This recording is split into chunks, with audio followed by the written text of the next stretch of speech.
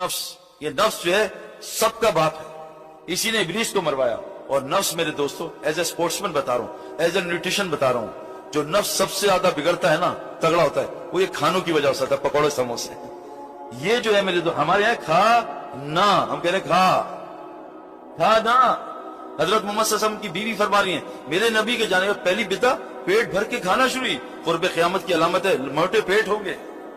मेरे दोस्तों, अल्लाह के नबी ने एक दफा खुजूर एक दफा खाना खाया, वो भी कई दिन बाद। मैंने एक जगह बयान किया, मुफ्ती हजरत हकीम अख्तर रहमतुल्लाह अलैह के एक वो आया खलीफा, आलिम बड़ा, कि आपने बात गलत की। मैंने कहा क्यों? क्या गलत? मैं कहा आप मुझे बता दें, मैं रुजू कर लूंगा पब्लिक में। हुजूर सल्लल्लाहु अलैहि वसल्लम ने 2 सालन जमा नहीं किए हैं, सब्जी जमा की है, सालन नहीं। मुझे महीने बाद फोन आया, आपकी बात। मैंने कहा मैंने अरबों से पूछा है, मैंने बड़े बड़े मशाइख से पूछा है, साइंस कह रही है दिन में एक दफा खाना खाओ, साइंस कह रही है हार्ट अटैक, ये कैंसर, ये खाने की वजह है। हमारा जुनेद जमशेद रहमतुल्लाह अलैह, अल्लाह उसको जन्नत फिरदौस दिलाए, 8 खाने खा जाता था दिन में, तो जिंदगी इतनी सी कर ली।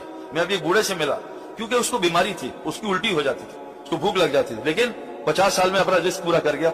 एक अभी मैं रायगढ़ में था इज्तिमा में, 94 साल का बूढ़ा, 94 साल, उसने मेरे सामने सर्दी में 3 घंटे की तहज्जुद पढ़ी। मैं उसके पास गया, हजरत क्या हाल है? वो किसी ने मेरा तारुफ करा दिया। मगर बात सुन, अगर दावत का काम करना है ना, खाने पे ब्रेक लगा दे, अल्लाह तुझे लंबी जिंदगी देगा।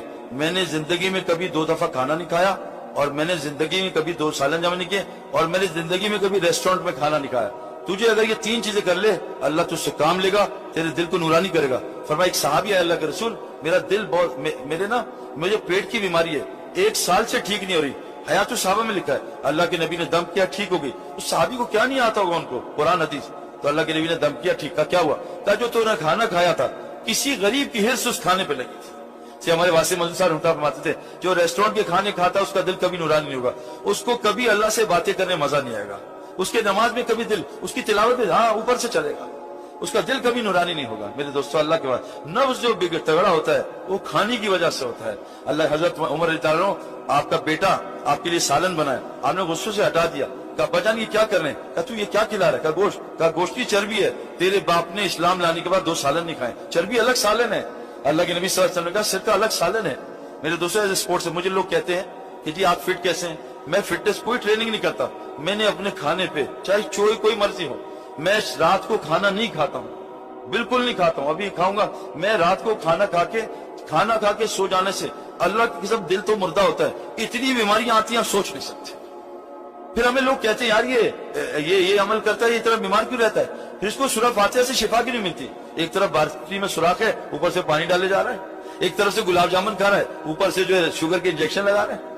मैं नहीं कह रहा आज 8 से 1 कर दें, 7 कर दें, 6 कर दें, जितना कम खाएंगे उतनी सेहत है, जितना कम खाएंगे उतनी रोजे से तकवा आता है, और तकवे से अल्लाह वहां से वमन यत्तक़िल्लाह यजअल लहू मखरजा व यरज़ुक़हु मिन हैसु ला यहतसिब, तुम तकवा बना लो।